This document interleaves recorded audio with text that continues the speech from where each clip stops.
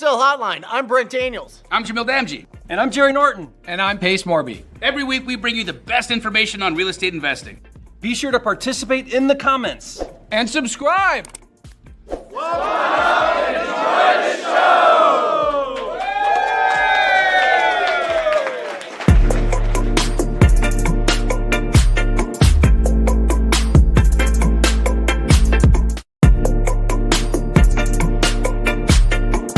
So thank you so much for calling Wholesale Hotline. Wow, that's great.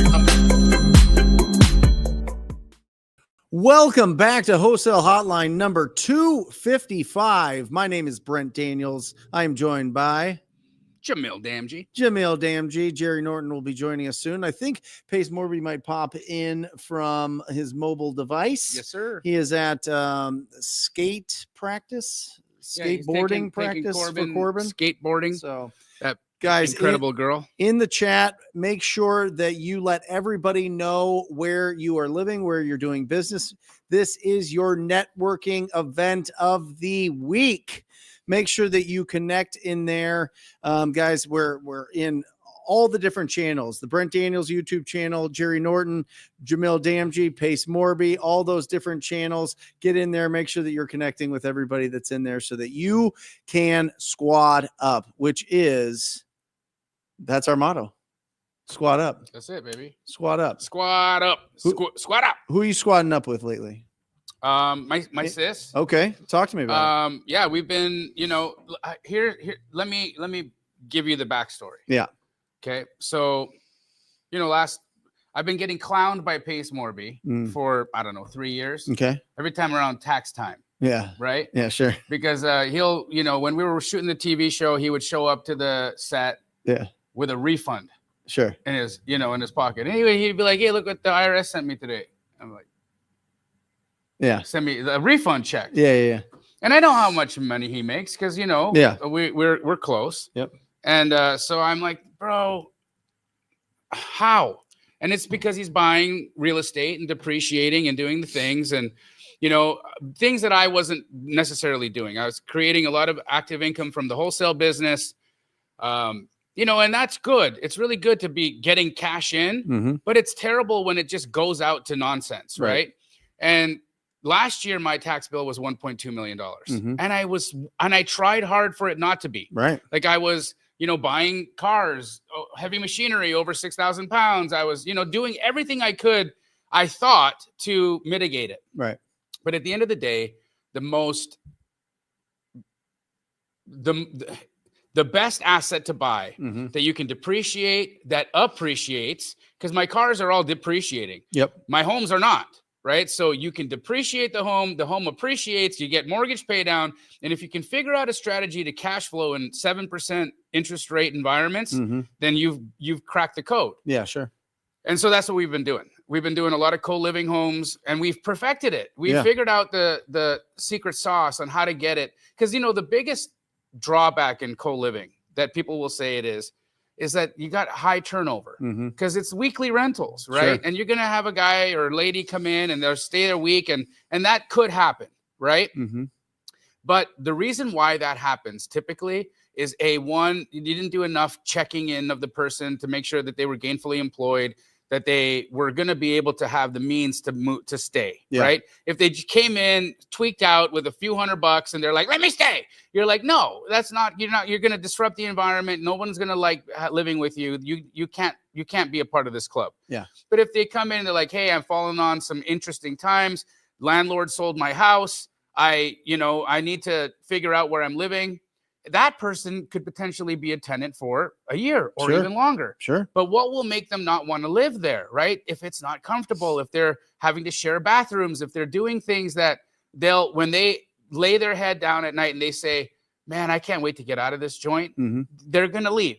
Yeah. Right. But if you can create a community in there, which, we've really been able to we know how to do that. We know how to build community. The masters. And so that's what we've been doing in our co-living homes. We build little communities in there and we make the houses feel like they're homes. And so every month we'll do a little like mini educational retreat where we'll come in, bring in somebody to talk about credit repair. We'll bring somebody in to talk about job prospecting. And so these guys are like, we did a meditation class, you know, like these guys are like, I don't get this in my apartment building. I never got this at my old rental. Yep. And these people living next door to me here in room 2, 3, 4, and 5, they're awesome. We're all hanging out with each other. I walked into one of our co-living homes where there was a guy sitting on the couch doing some work on his laptop, and somebody was cooking a meal for the entire home in the kitchen. They were all laughing and joking and having a good time. One person was sweeping and dancing around, and I thought, I haven't seen anything like this in a long time. And so it's harmonious. It's great. And the cash flow is insane. I'm getting $2 to $3 grand a house, and I barely keep any money into these things. And I get all that depreciation. So I've doubled down on it as a strategy. It just makes more money than my hard money funds. Right. And I'm in control, and it's backed by the asset. Are you buying these traditionally? You buying them all cash? I'm buying them wholesale. No, I'm buying them with hard money. Here's how I do it. Okay. I buy them with hard money. Yeah. Okay. 10% down, 20%. These are wholesale down. deals? Wholesale deals. Okay. Okay. Yep. Buy them 10, 20% down. Typically, I try to get in at 10, but if I have to, 20. Okay. So I get in at 10, 20% down. That if we're talking usually I'm buying these houses 250 or below, right? So 25 grand to 50 grand on the acquisition of the house. Yep. Now I'm also financing the construction at 10 to 20% down. Yeah. The construction is running about 100 grand. So anywhere between 10 to 20,000 for the construction, right? So now do the math, right? I'm in for maybe 70 to 100K. Yep. 70 to 100K in. Now here's the beauty. Are you furnishing them? I am furnishing them, right? But the furnishings, we have a nationwide vendor where we get the entire house done in under 10 grand. What? All the beds, all the things, and they're good quality stuff, right? That's something that we're going to be providing to our community, and so that everyone can have access to the cheaper furnishings, but they're high quality things. And so the beautiful thing is, in 6 months, I go to my lender, who is very well versed on co-living, and we refi. Of course. And what do I get out? Anywhere between $70,000 to $120,000. So I'm into these homes once I do the refinance for very little or no money, but I'm still cash flowing $2,000 a month. That's infinite returns with no cash in. I don't know where you get. Where does that exist? Nowhere. Real estate, right? So for me, it's a no-brainer strategy. I can keep recycling the same $500,000. Yep. Doing 5 houses at a time, pulling my money out, putting it back in, pulling my money out, getting back in. But it's the cheat code, because I don't have to keep my money trapped in there, and I get all that depreciation. I get all that appreciation. I got all that mortgage pay down, and I get all that cash flow for nothing. It's the most genius magic trick I've ever seen in my life. What about the management of these properties? Incredibly easy. Okay. There's lots of property management companies out there that will be helpful. Pad Split's a great leasing company. And if you're one of those guys that just likes to be hands-on, do it yourself. Right. But I'm happy to pay 15%. Take it. Take the 15%. Go make your money, baby. I don't care. Just don't call me when the water's broken or when the toilet's broken. If you wanted to go and add, let's say 10 of these properties to your portfolio this year, what would the pool of money be that you're thinking that you're recycling? Because it's going to take some time for those to stabilize, for it to get appraised, to have enough equity in there. It's about 6 months. It's 6 months. So you can cycle your money every 6 twice. months. Yeah, twice a year. How much do you think you have to pool to do? Scale? Yeah. Lots. Right? Millions, probably 20, 30 million. So is that raising funds? Is that pulling into your own? What do you think? Well, we have a fund. We just created it. Awesome. Co-Nest. It's it'll be a way for people to participate in our deals. Yep. But I also think, look, here's the reality, right? Okay. 5 houses. 5 houses. Yeah. I'm doing that every 6 months right now. Okay. 5 houses generates me 10 grand a month. In net income, net income, right?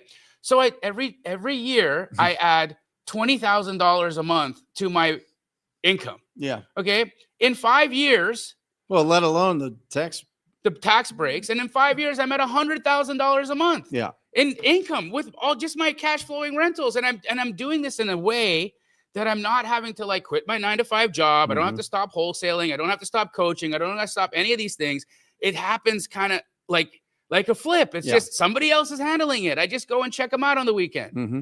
And so it's like, wholesaling is incredible because we make big chunks of money. The hard part about wholesaling is that I can't count on it all the time, right? For me and Keegley, because we're a machine, I can. Yeah. But for most people doing, anywhere from 1 to 5 deals a month, there's months where they're dry, right? You get hard months. And those months are difficult to kind of stomach. And that's when the mind starts playing tricks on you and it tells you, a W-2 might be the way for you.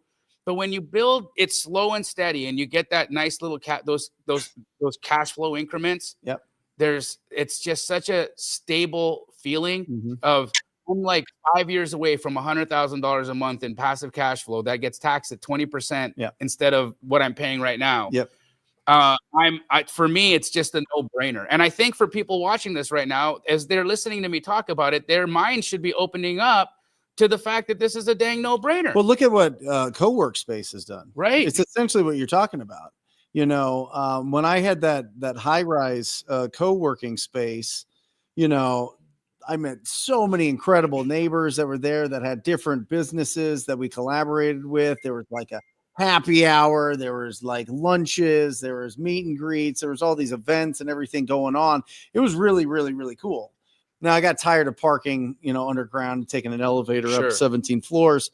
But it was a great experience, a great experience. Yeah. And as long as you have the right people managing it and putting the right people in there and you don't get, somebody that's crazy. It could be a wonderful way to live. It's very similar to a lot of European countries do this. That's it. Mm-hmm. So here's the reality, what's up, Jerry? What up, Jerry? Fellas? Sorry, I'm late. When you're wanting to see how people have dealt with affordability problems, right? Mm-hmm. We're in this stage right now where money inflated, right? Homes became worth more money. The Fed can't control the housing market by lowering rates, because when they lowered rates, what happened? Mortgage rates shot up. So they don't really have the same effect as what they're hoping for. And then they think if they lower rates too fast, they'll reignite the inflation again. It'll get even nuttier.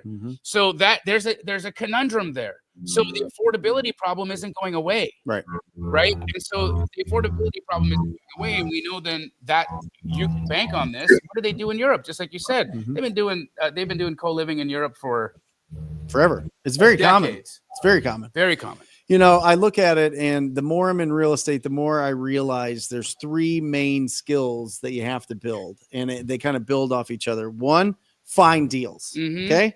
Just 1. If you're just starting out and you're listening to Jamil and you're like, oh my gosh, yes. All right, let's do this. Number 1, find deals. Number 2, raise funds. Number 3, property management.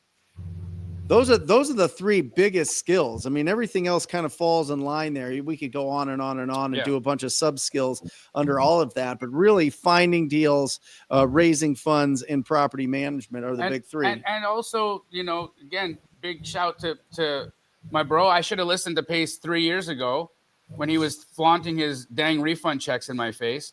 But keep the money you make. Keep the money you make. Stop being a dodo bird and giving it to the IRS, because they're not doing anything good with it. PB&J. What's up, Pace? What's up, Jerry? What up, guys? Can you hear me okay? I have a new mic. Oh, it's crispy, dude. Yeah, it's super fresh. Okay, cool. Love it. I've been out driving my properties all day today on the East Valley. I had kind of a all filming day, and ironically enough, it was all my filming I did was all about affordability. I was driving through these little neighborhoods that I've bought trailers. Like I've bought some trailers from Brent in the past, and from Jamil in the past, and from my own searching. And I look at these trailers, and they have been pound for pound the best deals I've ever done in my life. Now, I'm not doing Jerry type of deals, like $3 million, profit on my deals. But man alive, focusing on affordable housing has been so fun for me. And I've got a flip right now that I'm working on that I'm actually a little bit worried about because of that exact thing. It's not an affordable house. It's my exit price is like $850. And I look at the market right now, and houses at $850 are sitting for sometimes 9 months in Maricopa County. So For those of you guys out there looking for deals, Brent says one of the most important skills you'll ever learn is finding deals. Focus on your median house price in your area. For us, our median house price is $425,000 to $450,000. Jerry's is where he's at is about $20 million per deal. So focus on the median price that you guys are doing. By the way, I had a blast hanging out with Brent on Friday at his office with Jamil talking about PPC. Brent, somebody sent me a DM this week and asked me if there is any new videos coming out about TCPA laws. Do you or Jerry have some? Yes, videos? I love it. They just, the 11th Circuit just shut all that down. What do you mean? Tell me about that. It's gone. They appealed it all. So apparently Americans actually like getting several quotes for services. So this whole thing was if you go into this is so I had the TCPA attorney on Eric Allen for an hour on Thursday, and he said, well, they might, come Monday, they might postpone it, or the 11th Circuit might, just blow it all up and make them start anew. And he texted me Friday night and said they just pushed it to 2026, all the new regulations. And then he said, oh, the 11th Circuit just blew it all up. Wow. So what they're trying to do is when you fill in on a website your information and it goes out and you get like all the insurance companies, all the mortgage companies, all the home services companies, all the other thing, the people they were saying that shouldn't happen. You should disclose who you're selling your leads to, all that. Well, the 11th Circuit was essentially like, no, actually, Americans like all of this. They like getting competitive bids, and we see it as a bigger problem if you had to do that, because just these bigger companies would just outspend everybody, and everybody would, have to work. Yeah, with them. it turns into monopolies all over the place because Right. the big companies just gobble up all the little guys, and the little guys go away. Yep. So yeah, thank you, 11th Circuit. That's pretty dope. So what does that mean for real estate investors? Like, we can cold call, we can text, we can basically bother everybody? Well, we've always had that ability, right? We've always had that ability. Every attorney will tell you, make sure that you scrub against the DNC. The DNC is the do not call list, because the do not call is self-policed in a lot of ways. Mm-hmm. You see professional litigators that will send out, lawsuits that will tell you, hey, you called me 3 times, you owe me this amount, I'll settle for this amount and send it to me now, and we won't have to go to court. Right. Sometimes when it's bigger companies, you saw this happen. The attorneys saw what was happening with Coldwell Banker, with Keller Williams, with some of these big names, and they got sued for 20, 40, $50 million. You can look it up. You guys can fact check me, put it in the chat, how much they got sued for. It was Keller Williams got millions of dollars. Millions. in But they settled in the whole thing, right? Yep. And then the NAR, all the lawsuits with NAR came out. So there are litigating attorneys, guys, that all they do is they wait for somebody to complain, and they check your business to see if you've got decent business, if you've got a bunch of Google reviews, if you've been established for a while, if you're online talking about how much money you make or something like that, and they will slap you with a class action lawsuit so that you settle. And what I've been told by not only Eric but other attorneys is some people in our business go, it's a cost of doing business. I'm going to put $100,000 into an account. If I need to settle anything, if I need to fight any lawsuits, if I need to do anything there, and it's going to be business as usual, I'm going to text everybody. I'm going to call everybody. I'm going to go absolutely bananas, and I'll make way more. I'll make millions, and it'll cost me tens to 100,000 maybe for a settlement here and there if I need to. And that's just the way that we're going to run our business. That's a small group of mega wholesalers that are doing that. Like, correct. The average wholesaler is not making a budget to spend on legal fees and lawsuits. One thing that we're doing, we haven't launched it yet, we're going to be launching it in February, is with our data in Propwire, is we're also, not only are we going to scrub against the do not call list, but also that there's a TCPA litigator do not call list. And what they do is they go in and they track every single lawsuit and those lawsuits. And then you can make sure you're not on those lists either, to stay away from those people. Because, those are the type of people that are going to be, they're just ambulance chasers, right? Like, they're looking for a reason to come after. There's professional litigators. Yeah. There's professional people that are going to they're going to file lawsuits for you to settle. But it's the attorneys that are filing these as a business plan, and they actually keep 90 to 98% of the settlement, and the plaintiff gets 2 to 10% of the settlement for some of these strategies. Most of it never goes anywhere. It's a threat and a settlement is what they're looking for. Yeah, correct. It's a shakedown. It's a shakedown. It's extortion. And, at the end of the day, if you don't respond to the demand letter, it typically goes away. I've actually had a couple come to me over the years, and I just ignore them, and they go away. Most of them go away. Yeah. Yep. I mean, guys, unless you're served, it's all talk until you get served, right? So. Yep. Jerry, we got a good question from Barry3426 today. He says, I've got questions for Jerry. I actually found out about Data Cruncher once I found an on-market properties on there. What are the next steps in order to go forward? Talk to the agent? Well, yeah, I mean, that would be any type of lead provider. You get the lead. If that tool finds underpriced listed properties is what that tool is. It's a free tool. And what it does is it just scrapes a zip code, and it gives you a list of properties that are below the average sold price per square foot over the previous 6 months. So it doesn't necessarily mean it's a deal, but it's stuff that's probably priced below market value, which means usually there's distress or something going on. But yeah, your next move would be, what I would say is call the listing agent directly, tell them you're unrepresented, tell them you're interested in making an offer, figure out your number and present an offer to that agent and see if they'll dual represent you and present that offer to the seller. That's the agent model you want to go after. Yeah, living in North Carolina says TCPA is saying we need permission to text or call them now if we use a dialer such as Mojo. Do I understand this correctly? Doesn't seem right. I highly suggest you have a conversation with Eric Allen. He's out of Utah. You can Google him. He's very easy. TCPA attorney, and get the rundown there. There's always going to be a risk if you call people on the do not call list that they will start litigation. And so, but all the new TCPA stuff that was set to go is wiped out. 11th Circuit Court. I've got a question for you. Yeah. So let's say I run my wholesale business, right? Which I do. And I've got a wholesale LLC, which I do. My LLC does not hold any assets, and really at the end of the day, doesn't really hold a lot of cash either. That's not tied up in marketing. Yep.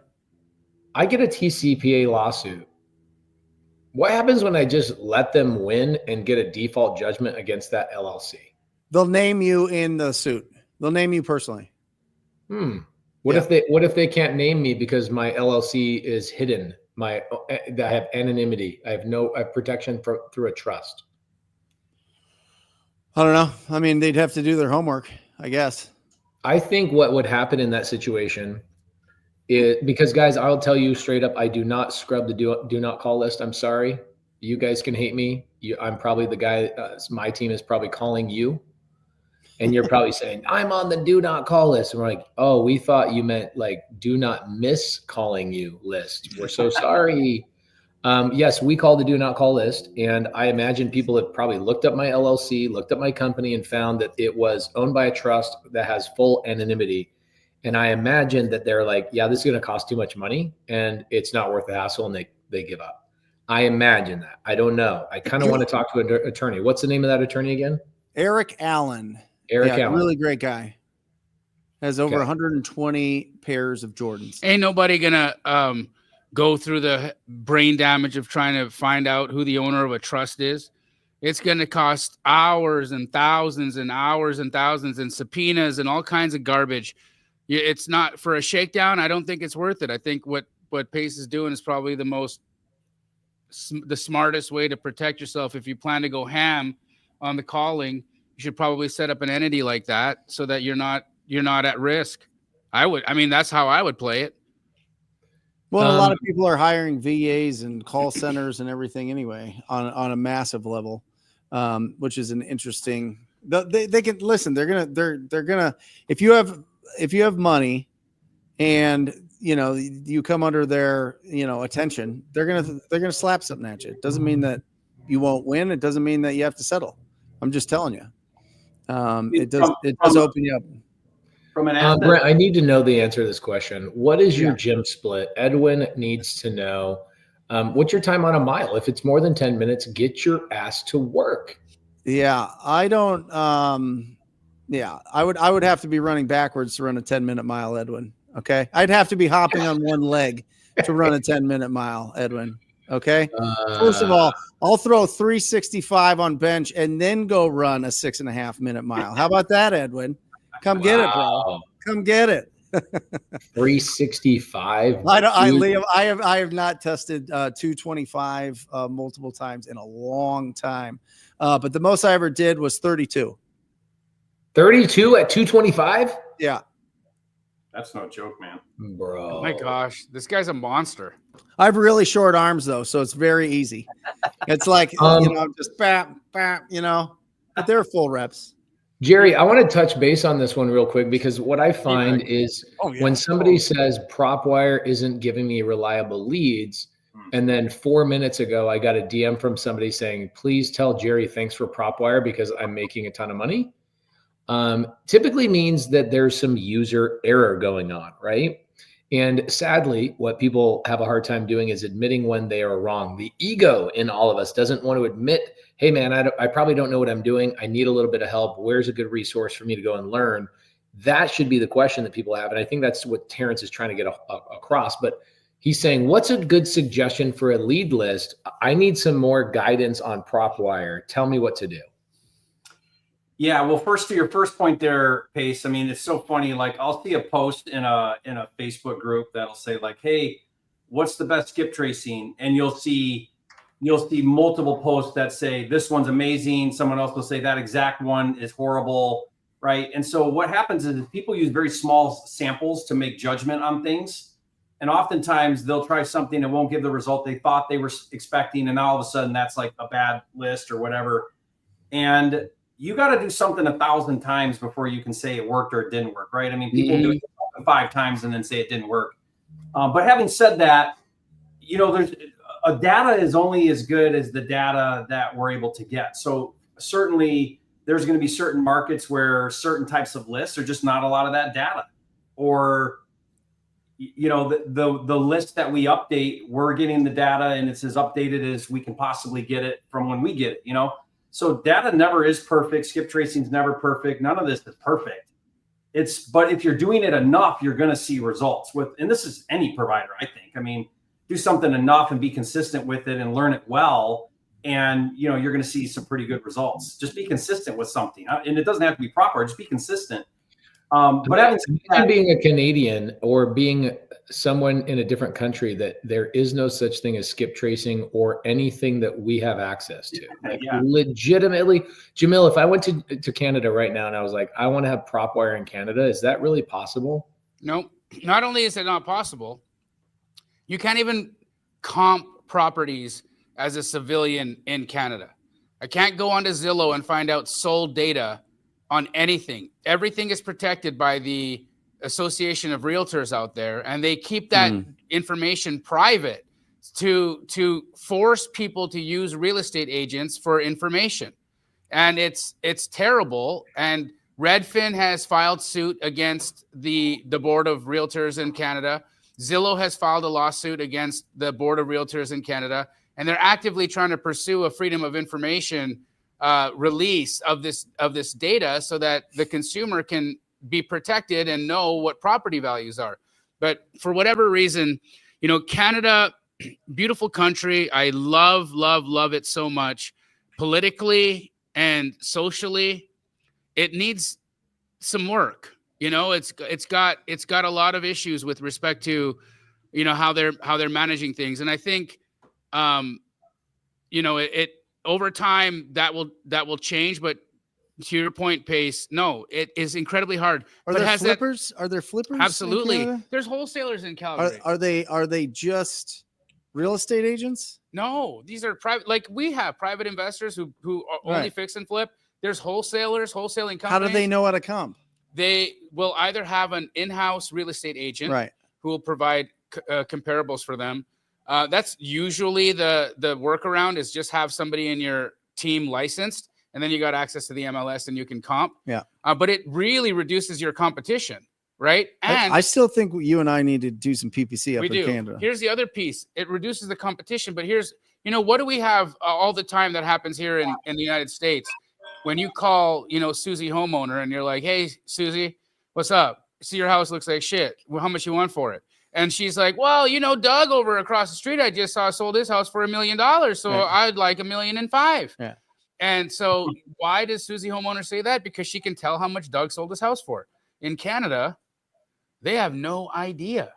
They got no clue what's selling for what. Really? No clue. They only see the actives. They see some actives. It's like Texas. Some actives. It's like non-disclosure states. Yes, sir. Yeah.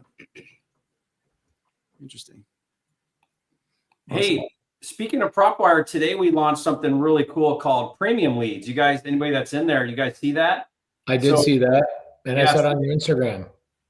Yeah, it's really fun. What we've done is we're going now into the county, and we're getting tax liens, we're getting bankruptcy, we're getting divorce, and we're getting we're getting not just tax liens, but all kinds of liens. There's like dozens of liens. So HOA liens, it could be mechanic liens, federal tax lien, whatever, any kind of liens. We're getting that data, and we don't have every county obviously, but we're working towards it. We've got a lot of the metro main counties, and so it's really cool because that's data that you can't get. No one else provides that. You have to either manually go get it yourself or pay an expensive agency to do it. So we're pretty excited about it. So guys, try that out and let us know what you think. Awesome. Jerry, any news coming around on any of these other states pushing regulations? I feel like it's kind of slowed down. Been a little quiet. Yeah, it's been a little quiet. Slow down, yeah. What happened last year was 4 or 5 states hit all in like end of first quarter. I think it was like April. It seemed like April, March and April and stuff last year is when, but it's been sort of quiet. So I don't know if they look at that stuff at a certain time and then, beginning of the year or something. There's a couple of open things out right now that I'm keeping an eye on, but it doesn't seem to be much happening right this minute. So keep your fingers crossed we don't get a bunch more this year. I hope we get interesting. It kind of comes in spurts. I think that the 21-22 season of wholesaling really pushed some people's buttons, I think. So yeah. Maybe, but again, I really see that the huge increase in people coming into wholesale was due to text message marketing. Yeah. Seriously. Yeah. Once the carrier started clamping and not Zapier, but the other one, in some with an I, Twilio. Yes, indeed. Yes. Twilio started, really clamping down. You couldn't send thousands. You remember some of the guys that we know just down the street here that were sending 1 million a day in text message marketing? They were crushing it. Killing it. They were crushing it. They had like big coaching programs, big offices. Yep. It's great for a minute. Jerry and I were talking about this today. Like, if you're going to build your business, make sure that you get some really great fundamental lead generation pillars in your business. Because if you build it all off of something that's new and exciting and blowing up, it's probably going to, get condensed at some point. But 2, do it, go crazy, make as much as you can, but also don't, get into huge overhead that if anything changes, it's going to eat you alive and you're going to give all your profits back. Correct. Right? Yep. I think that goes. Edwin Nunez says, I can't lie. I miss SMS marketing. I said it. I know you guys were thinking it. We all do miss SMS text messaging. Oh, yeah. I did an agent challenge last week where I called long days on market, low equity deals. I want to give you guys the rundown on my challenge if you guys don't mind. Please. For those of you guys that care about math, for those of you guys that are like, please tell me what to do. Okay, so let's say I have $200. That's all I have for the whole month. I have $200 and I want to go and get some deals. Here's what we did. We pulled a list of long days on market, So these are on-market properties. You can go to Propwire, you could go to Deal Sauce, you could go to whatever the other websites are, but you can go to these websites and pull a list. Long days on market, low equity, so things that have 10% equity or less, 4% interest or less. And what we do is we send an email out to all of the real estate agents that are representing these houses. Last week, we sent out 455 emails to the 900 agents that were on this list. So we had 900 opportunities here in Phoenix, Arizona, based on that filter. We emailed 455 of them. Why did we stop at 455? Well, because we were overwhelmed with opportunities.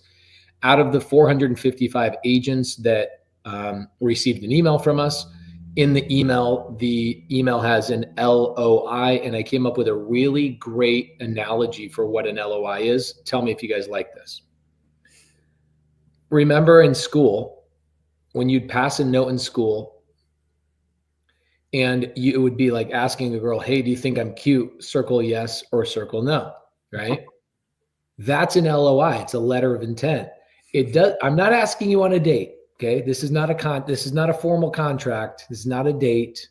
I just want to know, I'm interested. Are you interested that I'm interested? That essentially is an LOI. What is that, like a swipe right or swipe left now? Basically, yeah. Right? Yeah. Jamil, how do you like that? Is that good for LOI? It's great. It just needs one of these. Yeah, the flipping. Yeah, one of the. Yeah, that's it. That's it. So we You're sent telling out your age right now, Jamil. You're telling your age. 455 LOIs went out. How many? Let's do a little quiz. Out of these 455 emails that we sent to on-market real estate agents, how many real estate agents replied back saying, hey, we're interested in talking?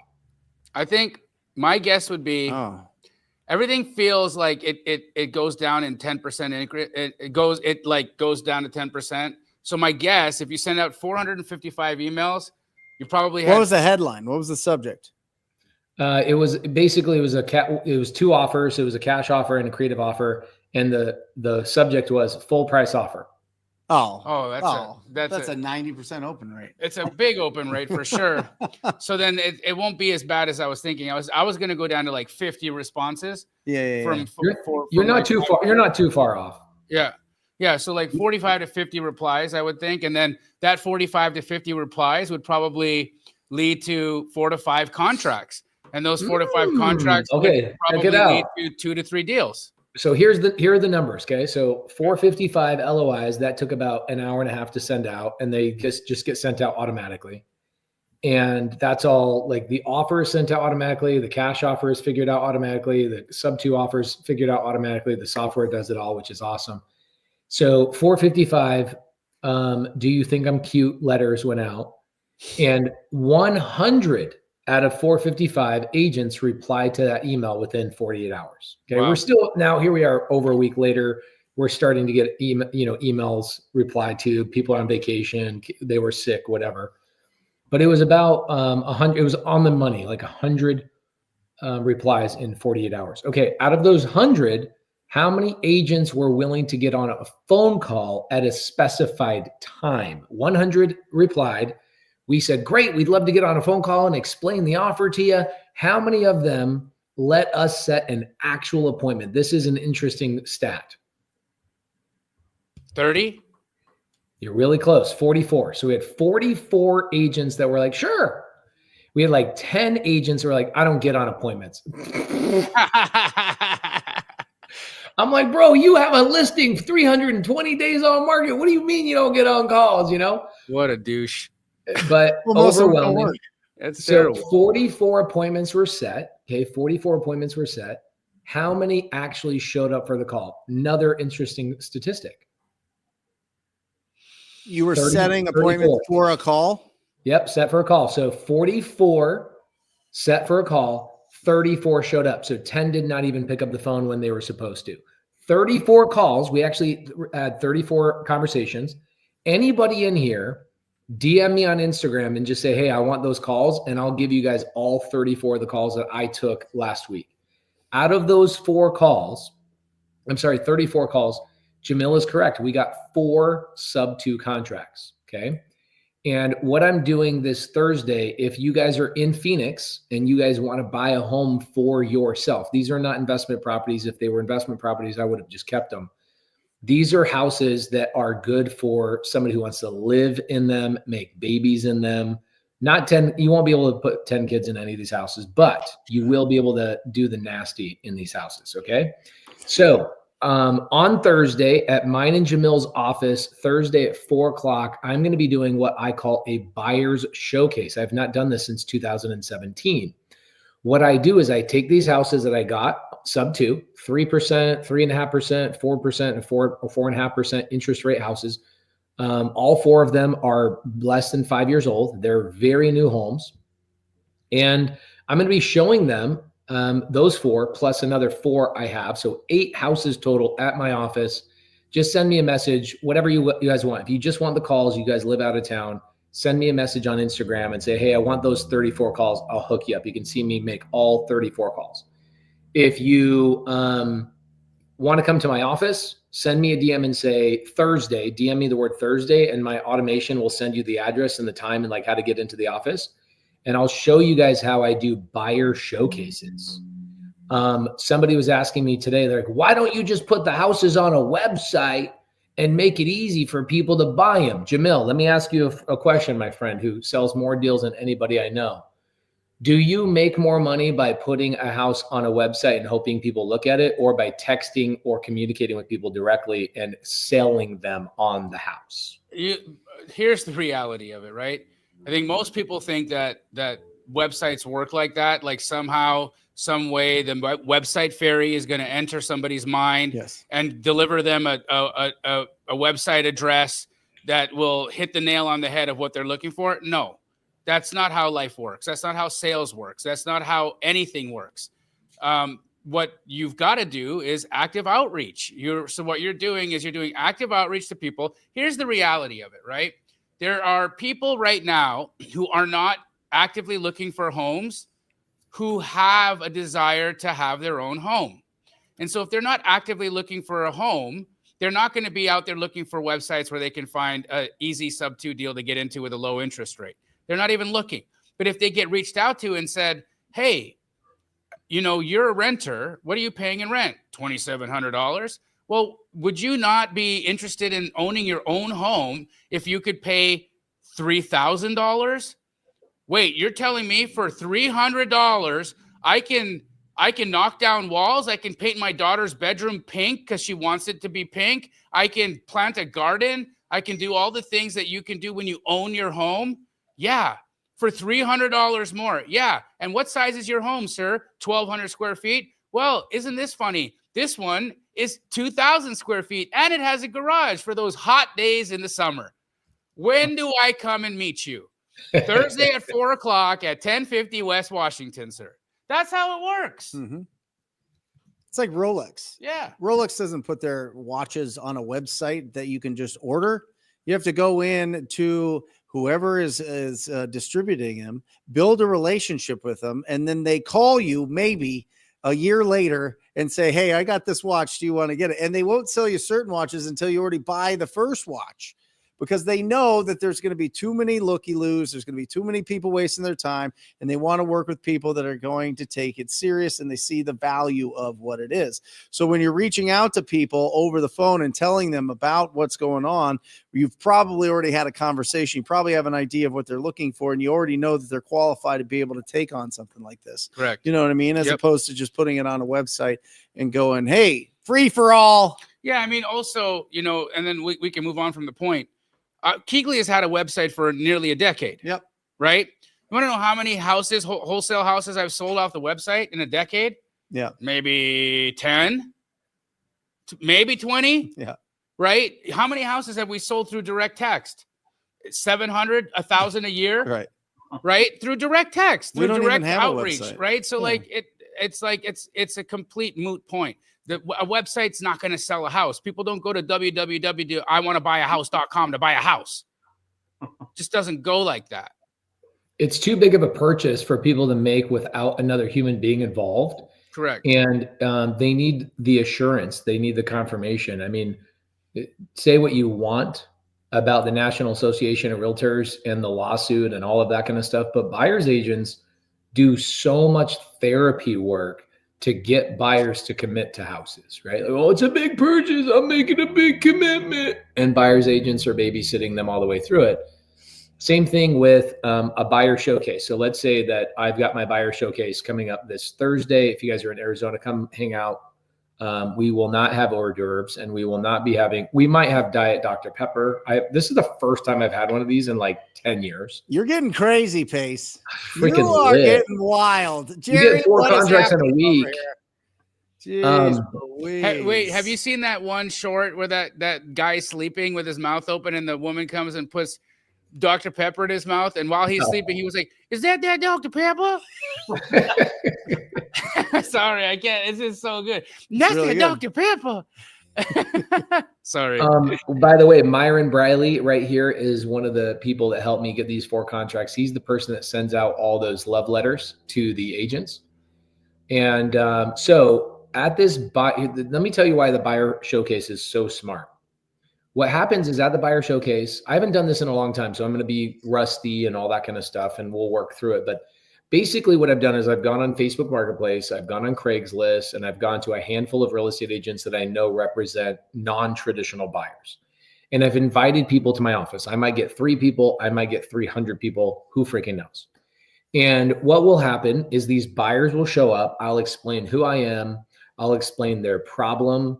I'll explain the promise that that I'm making, that I can help them avoid a bank and get them into a house, all of those types of things. And then what I'll do is I'll say, there's 6 houses available tonight to purchase.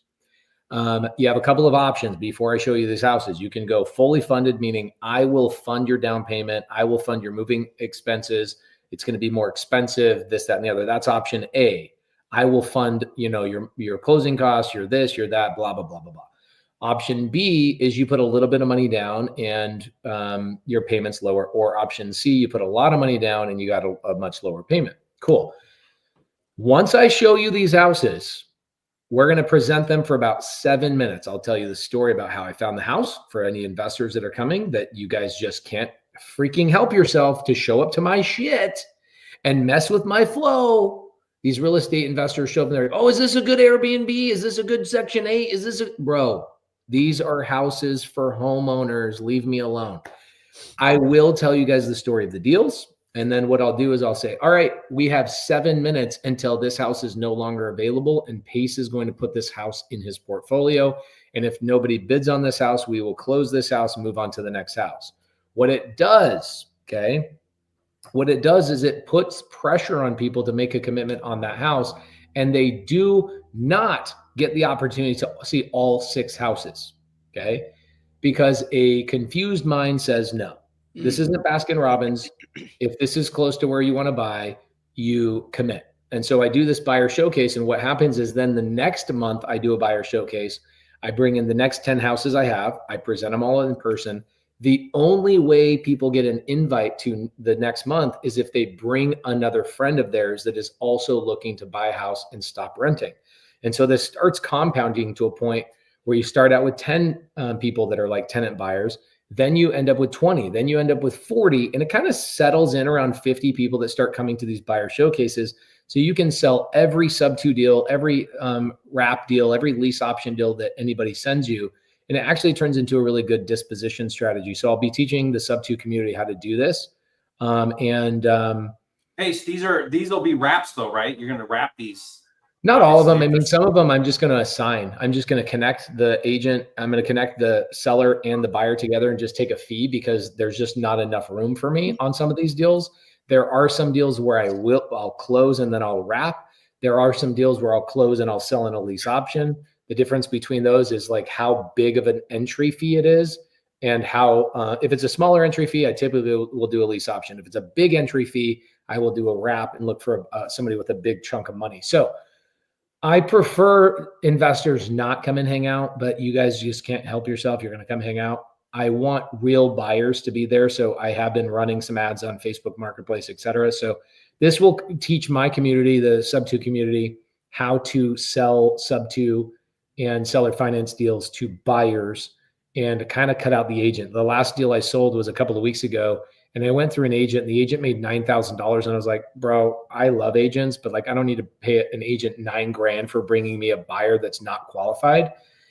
So Thursday, send me a message on Thursday, or send me a message on Instagram. I'll give you mine and Jamil's address. We're going to be partying over there and selling some deals. Okay. Nice. On. Jerry, where? Oh, hold on. Let me. So where'd that go? Let me get to this one for Jerry here. Jerry, I got a seller looking to sell for $62,000. I'm trying to sell it for $72,000. The house on Redfin has an estimate for 95 to 108.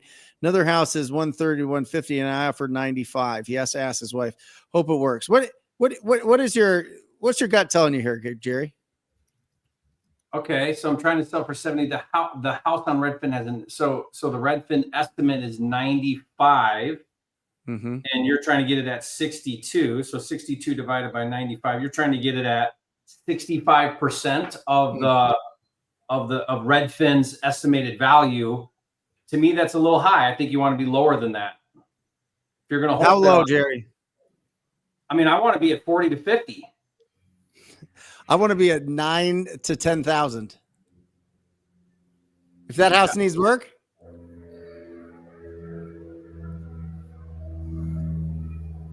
Yeah.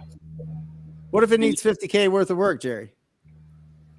Yeah, I mean, you gotta take that into consideration. But generally speaking, if you're going in at 40% of the as-is value, you're probably going to be. I mean, that's worth making an offer. That's worth looking at. That's a good starting place.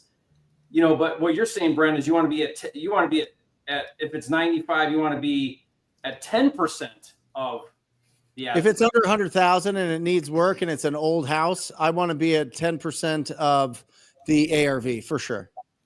Because you sell it for 20, 25, and then somebody puts 50 into it, and then there's some room there. But even 50,000 in these older houses, man, it gets eaten alive. I think your math works. I think you'll have a hard time in some of those markets getting a volume of opportunities. Yes. At that price. Yeah. I've seen them wholesale though, typically around 30%. That's where I've seen like action happen in the under 100K market.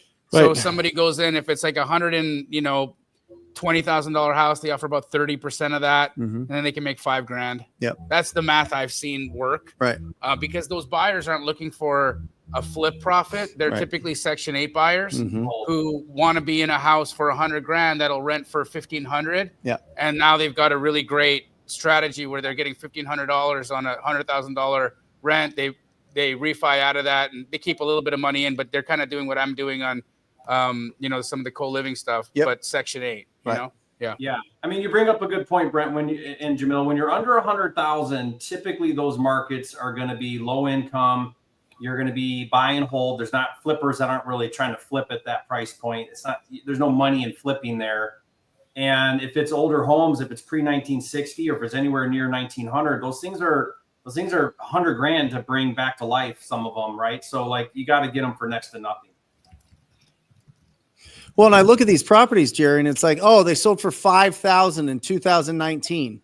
I'm like, oh, did they totally remodel it? No. Okay, so they sold for $5,000 in 2019. Those markets, they never go. I mean, you could look back. That's what I'm saying. Yeah.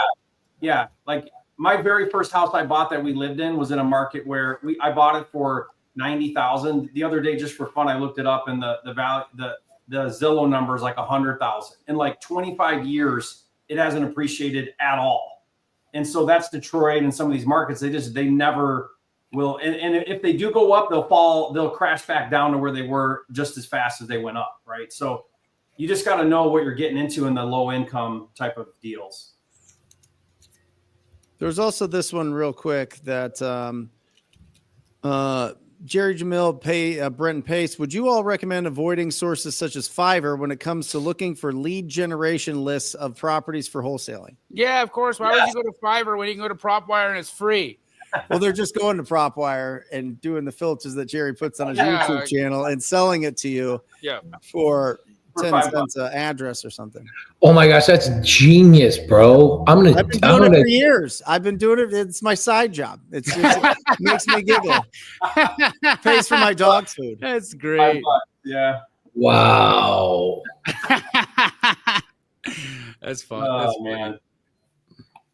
man. DeFi Scotty, what's the market look like nowadays for wholesale Subto deals? How would one gauge an assignment fee? I have a deal score. Actually, I will say, guys, DM me. I'll give you a deal score, like how to score a deal out based on down payment, interest rate, balloon, all of that kind of stuff, value of the property. I'll give you a deal score. It's like a little calculator. It's like a scorecard. And I would say it's less. Jamil, here's a good question. On cash, is there a good rule of thumb to follow on a cash deal, or are you guys kind of throwing numbers out and then negotiating as your buyers come to the table? For assignment fees? Yes, sir. Okay. Because we do a large majority of JV deals, we're usually tacking 10 onto those, 5 to 10. Okay. On an agent direct deal that's not listed, so an off-market agent pocket listing deal, depending on how deep we got it, we can shoot for anywhere from 30 to 10, right? So that'll be the typical average somewhere. On a good deal, we'll get about 30. On an average deal, we'll get about 10. And when we get the odd direct to seller deal and we get it nice and chunky deep, then you can make 40, 50 on that, down to like 20, right? The lowest I've seen we kind of get on a direct to seller deal is about 20, but they're fewer and far between in my office. So that's typical. When you add them all up and divide them by the number of deals, our average deal size on a monthly basis hovers just over $12,000.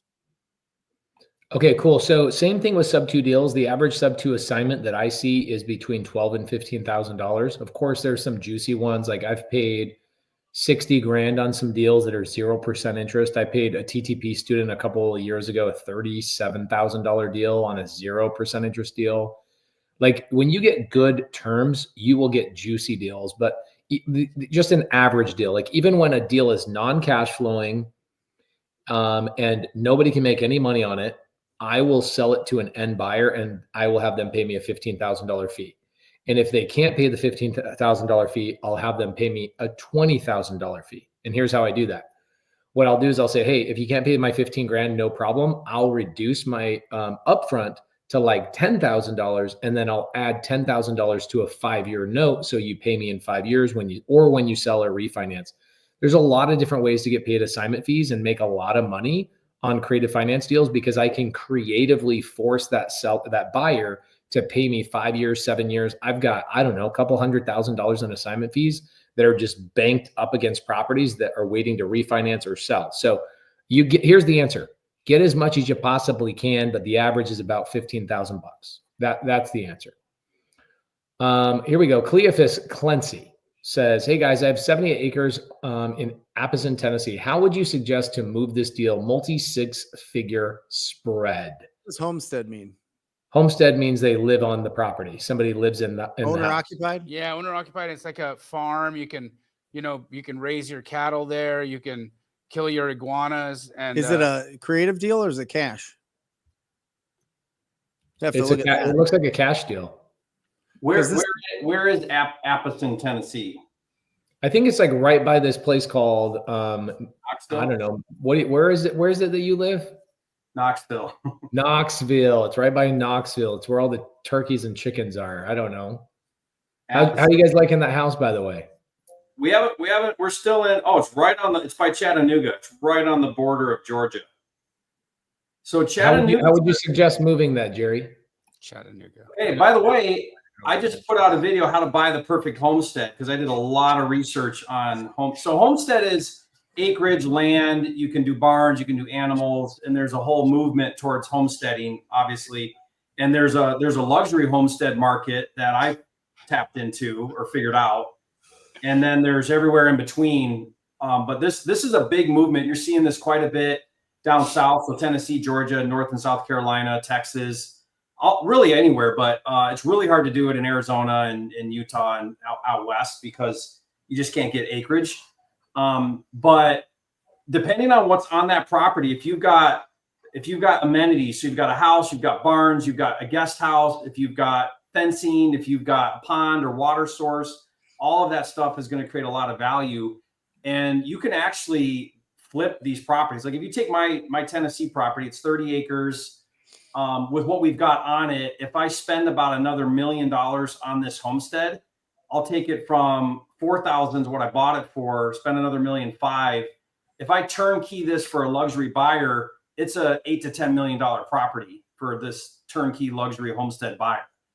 So there's big spreads you can do on these properties, but they've got to be 45 minutes from a major metro. This one might be, because you can find beautiful homesteads, but it's 3 hours from a town, and that's going to greatly diminish the value. Why do you keep calling it homestead? Why do people want homestead? No, why do you keep calling it homestead?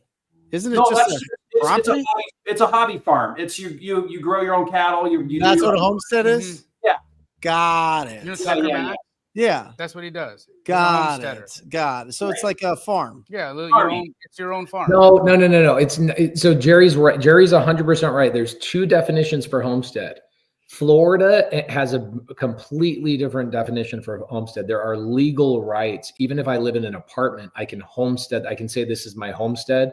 Yeah. And then that way the IRS can't come after you. And there's a bunch of things. We don't use the word homestead on the West Coast. They use it a lot on the East Coast for certain types of, like, if I'm living in the property and this is my homestead, I live there, you can claim homestead law and people can't come and take your property from you. It's not like that in Phoenix and other places. So we don't hear it. But what Jerry is right. National homestead is basically a small hobby farm that you can live on the land and you can live there essentially. I wouldn't say off grid, but it's basically like you got to be Amish basically. Yeah, an area of public land in the West granted to a U.S. citizen willing to settle on and farm the land for at least 5 years is what a homestead is. Yeah, type in homestead exemption. Self-sufficiency. It's self-sufficiency. Got it. Okay. That makes sense. Yeah. And then there's the other one that people get confused is homestead exemption. Type that in and completely different thing. Different thing, yeah. It's the whole. You like Tennessee, Jerry? What's that? You like Tennessee? Yeah, I mean, no state income tax because I need some help coming from Puerto Rico. You know what I mean? Like, you doing any fishing there? Yeah, we've got a 5-acre lake that's stocked on the property. Jamil caught a 400-pound catfish. Oh my God. No, I was just telling Brent under my breath when you guys were talking about Chattanooga, Tennessee. I got catfished. Oh my gosh, that's the girl in the Honda Civic? Yeah, dude. I got catfished when I was in college by a 400-pounder in Tennessee, Chattanooga, Tennessee. And it was terrible, dude. She flew out to see me. And I waited at the airport and all the people came off the plane. And, the girl whose picture I got never came off the plane. And then as I'm like walking away disappointed, I hear somebody call my name and it's the voice. And I turn around and it's a 400-pounder and not her. And she's like, can we just go somewhere and talk? I need to explain. I'm like, yeah, you do. And so, here's the funniest part. I made this whole story up because I didn't want to tell my friends that I met a girl on the internet and she was coming over to hang out with me for a week. And so I made this whole thing up that, I've known this girl for a long time. I even lied to my parents. I said, I've known this girl a long time. She lives in Chattanooga, Tennessee, blah, blah, blah. Anyways. So she gets there and I can't even fit her into my Civic. She's so big that her belly's on the dashboard. And while I'm driving down the freeway, right? As I'm driving down the freeway, my boys, all my friends pull up right beside me because God did this, bro. And just to embarrass the heck out of me and teach me never to lie and find girls on the internet. They passed by me and I'd all told them this beautiful girl's coming to see me. It's going to be incredible. I've known her a long time. They slow down beside me. They all looked and they're like, oh, and it was terrible. I felt so bad for the girl though. Like it broke her heart. Hold on. You tell them the story about how your mom made you bring her in the house. Yes. Because so I left her in the car, right? And I go into my home and I now have to fess up to my mom and dad what I did. I'm like, I lied to you guys. I met a girl on the internet. She's not who she says she is. And she's in the car. And my mom's like, well, what do you mean she's not who she says she is? I'm like, well, you know, the cute little girl's picture I showed you, that's not her. She's big, Mom. She's like, how big? I'm like probably like 400, 500 pounds. My mom looked in the car, looked out the window and looked in the car. She's like, oh my God. She's like, why did you leave her in the car like that? I'm like, I don't know. I don't want to bring her. She's like, you get out there and be a decent human being and you invite that girl into the house here and let's have a conversation. And so, you know, I learned my lesson and I learned how to be a decent person. But it was pretty bad, dude. It was like hilarious. That reminds me. Do you remember at community camp where the girl put the note in your pocket? Yes. What? I don't know anything about this. You know this? Wasn't she like 92, Jamil? No, I didn't see who it was. I got a note slipped into my back pocket. I thought it was just Bobby touching my butt. Right. But it was what kind of paper? It was regular paper. Like lined or unlined? I can't remember. Like a notebook paper? Yeah, like little cursive or just regular? Handwriting. Yeah. And like cursive writing or like it said because I had done something. I was smiling or something, and she wrote, I want to make you smile like that for the rest of your life. Oh. And then she left her name and phone number. And I gave the number to Bobby. Are you serious? Yeah. Well, he needed it more. He needed it more than you did, Jamil. So that was a good Pardon me? He needed it more than you did. Absolutely. Oh my God. All right, back to this homestead. It's a huge pond, a guest house, and a barn property under contract now for $3 million, and similar older homesteads sold for $3.6 million. How do you move a $3 million homestead? That's I mean, so DM me because I got my head really around the luxury homestead market and pretty much because I looked for 6 months, hours and hours till I found mine. So I'll take a look at it with you, Cleophas, and see what's there. Oh my God, dude, it's too bad. This is terrible. Did you ever find her? Like maybe she. Okay. So there's a button to the story. I was kind to her, right? I was kind to her. I didn't let her stay in my house because that was weird. So my mom, I was like in college at the time. I didn't have any money. My mom sprung to put her in a hotel. Sure. And my mom said, you better go visit this girl every day and like take her food and be kind to her and be nice to her. That's someone's daughter.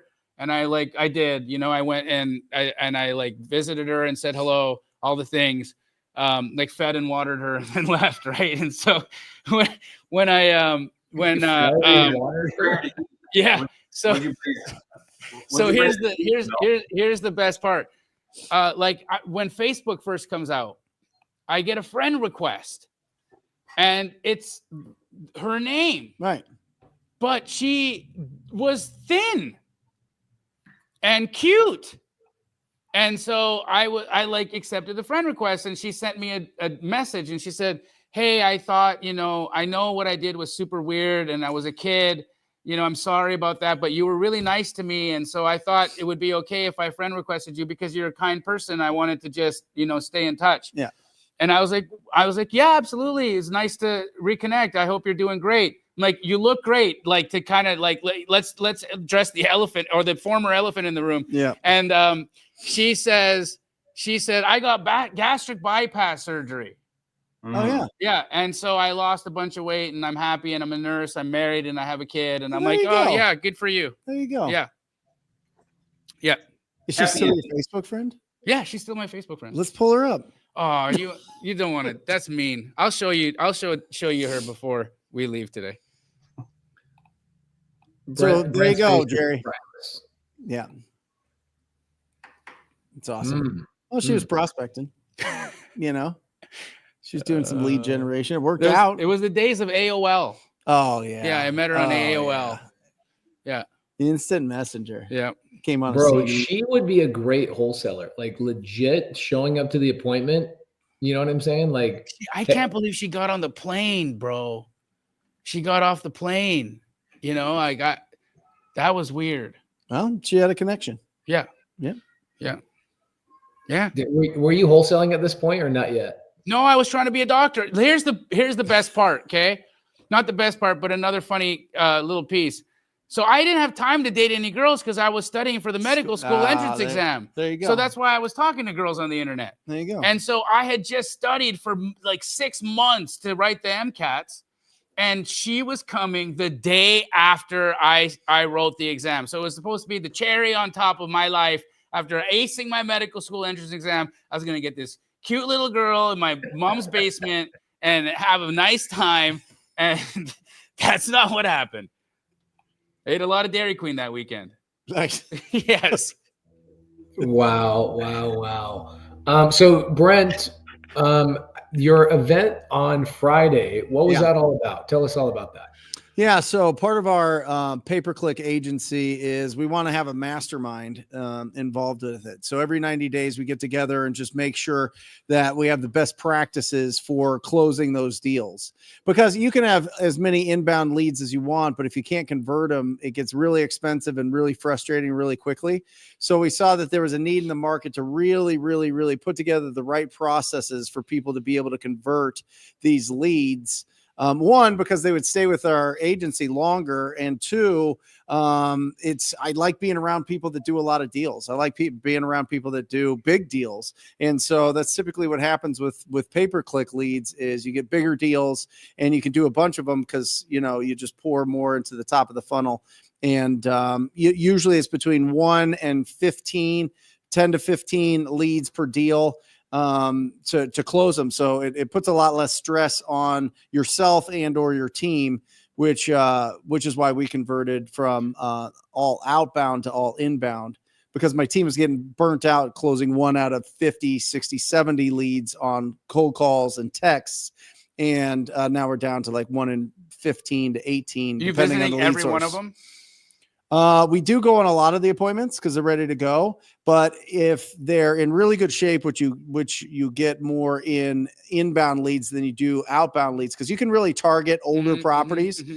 Because there's a lot more that are just coming inbound. It's people that want retail. And so we refer that to our real estate agent team. They go out there and then we get 50%. And how many of those are converting? Oh, tremendous amount. I mean, we're probably listing 10 to 15 homes a month. Holy moly, dude. Yeah. I gotta tell you, I gotta brag about Brent here for a second. Brent has 75 PPC customers right now, and I'm one of them.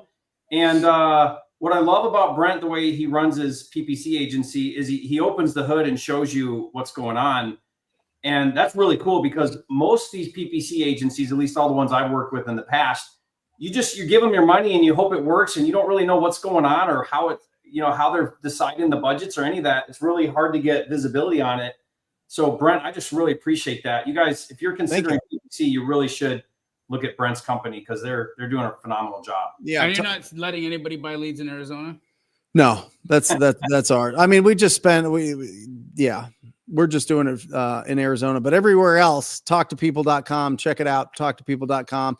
But if you're in a smaller market, I highly suggest, if you're in a smaller market, you're going to spend between $5,000 and $10,000 a month minimum. And I would set aside 6 months before you even start it. I would set aside $60,000. If you're in a major market, I would probably set aside $75,000 to $90,000 before you even get started. And that'll help you get all your processes in place and also give you a nice budget to be able to get enough leads in. But they're about $317 a lead, and our pay-per-lead PPL was $350 a lead. So it's actually come down. The longer you have an account, the less you spend per lead. And our ROI in 2023 was 3.2, in 24 is 3.8. And listen, if I put $1 in and can get $4 out or $3.80 out all day long. Yeah, it's the PPC is the big leagues. Like so guys, I hope you caught what Brent said. You want a 6-month runway. If PPC isn't something that you try it this month and see if it works, you got to make sure you've got a budget. You got to do it 6 months because you have to build the account with Google. You got to season it with them. And the longer you season it, the better it'll go for you. Right. And so give it that runway, make sure you've got the budget for it, or don't start it yet if you're not ready. Yep. Exactly. Yeah. Thank you, Jerry. That was awesome. Benny Hernandez says, do you guys ever do meetups in North Carolina? Yes, I actually am speaking. I wonder if I could get Jamil to come out for the day. I'm going to be speaking North Carolina, Charlotte, Aspire event with David Goggins and a whole bunch of people. When are you doing it? Let me pull it up. This is going to be on whereispace.com. I'm going to have to pull up my own whereispace.com to find out. But it's coming up the first week of February. Jamil, I've learned to fly out and fly right back. It's February 5th. So we'll fly out to Charlotte in the morning, speak at Aspire, hang out at the event. They usually have about 3,000 people there. Then we're going to do a Charlotte meetup on February 5th. You down to come? Yeah, I've got to move I was supposed to be in Calgary that week, but I'm going to move it all because I'm closing on a house out there. So what? Yeah. I got to, something little thing for charisma. It doesn't make sense to rent anymore. With my LA payment gone, I can make it make sense. It just makes sense to do. So, it's cool because it's right by the river I walk on every day. It's in beautiful park setting. It's nice. I'm getting it at a great price. 5.5% interest rate. I can't really beat it. So I'm doing that, but I gotta, my closing dates are all moving, long story short. So yes, Pace, I will come with you to North Carolina. That'd be great, man. That'd be so cool. So quick day back there and day back. So we'll leave early in the morning, come back. Fly in the morning and fly back at night. Yes, my sir. favorite kind of flights. Perfect. Yeah. I'll come because I love North Carolina. I love hanging out with you. So that I'll sacrifice my comforts for the fun. First class. I'm not going on a 6 a.m. flight in coach. You never fly. Actually, I don't. The reason I will not fly coach. Last time I flew to Disneyland because it was a short one. It was just Aaron, Bo, and myself. Somebody 2 or 3 or right in front of me had the worst fart ever. That's all I ever get. It was just. It was like. Yeah. It was. Bo was like. And I was like, "This is why. This is why you don't. This is why." Yeah. Because I don't listen. It's not that the people in first class don't fart. Right. It's just spaced out. It's just that when rich people fart, it smells like strawberries. And when I'm just joking.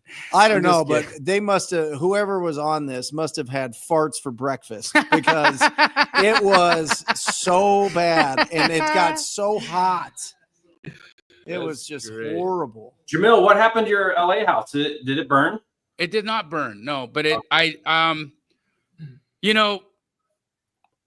ex and I were talking while all that was going down, and I'm only there a week every month or 2 months, and then it sits empty. And there are 30,000 people without a home out there right now.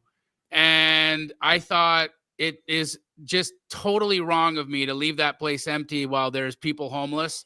So I went down there last weekend. I packed up all my stuff and I packed it into my Lincoln and I drove home. And an elderly couple moved in yesterday in their late 70s, early 80s.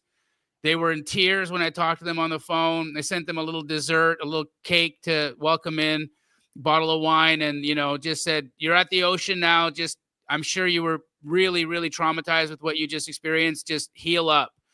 And then I was really lucky because I got an older gentleman, like a 70-year-old man, who made a post on Facebook and said, "My son is on life support. I lost my home. I have nothing. I'm living in the back of a church right now, and I have a garbage bag for personal items, and I'm trying to get to Phoenix, Arizona to stay with my daughter." And he wanted to raise money on GoFundMe for a flight. And so I just messaged him and I'm like, "Why don't you save the money everybody's donating to you and I'll drive you home?" And I did. I got to drive Clarence is his name. I drove him home from LA to Mesa, and it was a great day. And I made a new friend. And so all of that was dope. Awesome. Yeah. That's cool. How do I get a seller to agree to seller financing? They all just keep saying, "I want the money now." By being a better negotiator. And I just did 34 calls last week. They were all between 10 and 20 minutes each. Overcoming that exact objection. I have never in my life, okay, I'm lying. It's been a long time. It's been a long time since somebody gave me that objection and I did not overcome it. If you want those 34 calls so you can go watch, it's one thing to talk theory, But the cool thing about the 4 guys on this screen is that we actually do the business. I have 34 calls that I did last week where I overcame that objection probably 6 or 7 times during those 34 calls.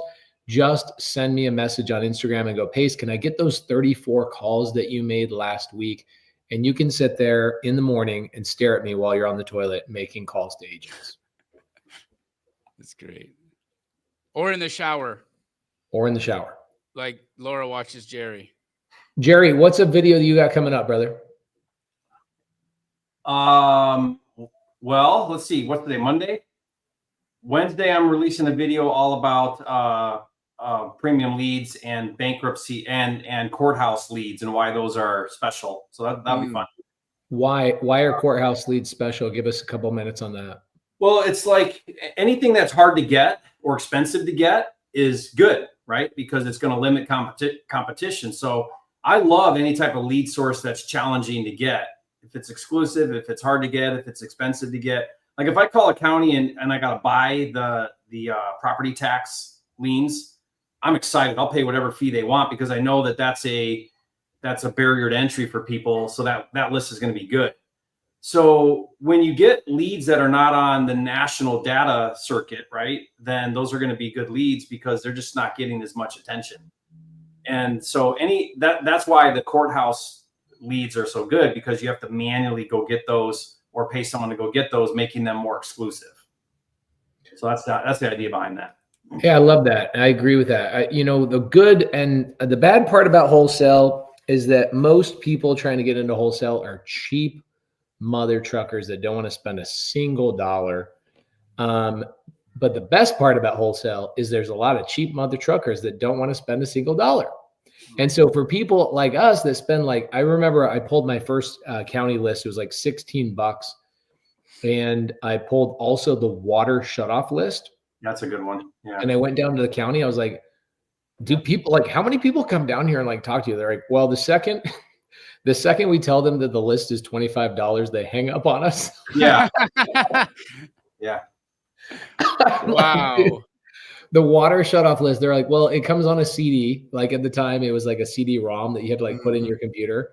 And they charge $25 to burn the CD and give it to you. And they said, well, nobody's come down here and actually picked one of these things up in 5 years because we keep telling them it's $25 to get the water shutoff list, which is just crazy. I freaking love that. Now, Brent and Jamil, what do you guys have going on this week yourselves? This week, I will be hanging out with you on Thursday. I'm going to come to your buyer showcase and have a good time with you if you don't mind. I think that'll be fun. And then Friday, I'm releasing a YouTube video where I make a case for why I believe affordable housing is the play for the next decade. Mm-hmm. And I go through 10 market conditions that I'm looking at right now, economic and market conditions that don't allow for the affordability problem to change. And so I'm making a really big case for it, just so that people who are looking for stability in their real estate careers, like Pace just said, his mobile homes, his trailers have been the best investments he's made. And if you're one of those people that are sitting there I'm going to wait because I think the market's going to crash, right? There's tons of that fear-mongering kind of video out there, or other content out there, or even people just wishful thinking. They feel like I missed my chance to buy a home. I missed my chance to get involved. Everything's expensive now. I'm going to hope and pray for a market crash so that I can do what people did in 2010, 11, 12. Yep. And I make a case for why that is not going to happen. Right. I don't have a crystal ball, but mathematics, trends, and history can give you a very clear idea of what will happen based off of what has happened. And so that's what I kind of break down. And, if you're interested in hearing that case, it'll be out on my YouTube channel on Friday. Awesome. I've got a training on Saturday with Rich Dad. I am Rich Dad real estate coach. And kind of surreal, really. I mean, it's full circle from when I read the book as a high school graduation gift. But we're doing a cool training on at 3:00 Eastern Standard Time on Saturday. That is 1 o'clock Mountain, and that is noon Pacific. I would love for you to hang out with me on that. It's going to be absolutely incredible. We'll go for like 60 minutes to 90 minutes, and it's going to be really, really, really awesome. So check that out. richdadandbrent.com. richdadandbrent.com. Is that on your regular YouTube channel, or is that on the Rich Dad channel? This is an actual like webinar training. Oh, okay. Yeah. Got it. Yep. This isn't You need to go there and register, richdadandbrent.com. Yeah. Yep. Register for that, guys.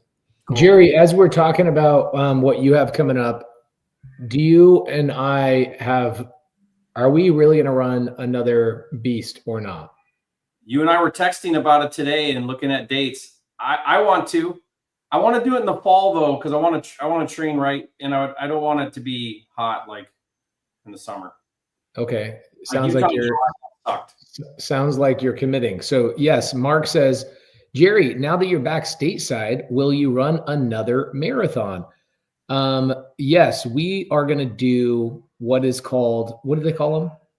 The Beast, the Spartan Beast. Spartan race. Oh, yeah. We're going to do the Spartan race, and we're going to get just like last year, a couple of years ago. It's actually coming on 2 years that Jerry and I did a 15-mile beast in Utah and climbed a 10,000 foot climb. It was insanity. With our kids, our older kids. Yeah, bro, like you're clawing up the mountain, and you get to the top. They're like, okay, you've successfully finished half of 1 mile of the 15 miles. Paige, do you remember when they ran out of food, like snacks? Yeah, bananas and all the things, dude. It's horrible. That's what happens when you finish last, dude. You don't get any food. Dustin Seiler, bro, we'd love to have you, dude. I love you. I think we're thinking either California or we're thinking what were the other ones? I like that Vermont one, but there's a couple. Like there's I forget the list. I think Vermont would be really cool, guys. Stay tuned for that. We are going to do a Spartan race. We'll invite people from the community. We'd love to do a big one. Would I survive one, or am I just talking trash? Here's what happens. Okay. So like, you got a lot of wear and tear, a lot of injuries on a Spartan. Yeah. You don't. Yeah. You go to the one that's the 3 mile. We did the 15 mile. You come with us, you hang out in Vermont. We have some maple syrup. We do the thing. Wow, and you come out and do the 3 mile. And there's other people that will do the 3 mile, and we'll see. Asher will come out. But maybe we can get Charisma to come out and spend some time with all the kids too, if you're down for it. Heck yeah. Jamil, I'll do the 3 miler. Oh yeah. Yeah, that's the sprint. So Jamil, you got to go over obstacles. So what you do is you run, then there's an obstacle. Okay, so what kind of obstacle? Like an angry agent, or? Yes. No, way worse than that. Oh, okay. Way easier than that. Awesome. Jerry, what do you have going on? Do you have anything you want to promote, talk about, tell people you're working on? I don't think so. No, just the regular stuff I'm always working on. Nothing. Premium leads. Yeah. Premium leads coming out right now. Go check out Jerry's Instagram, Jerry's YouTube.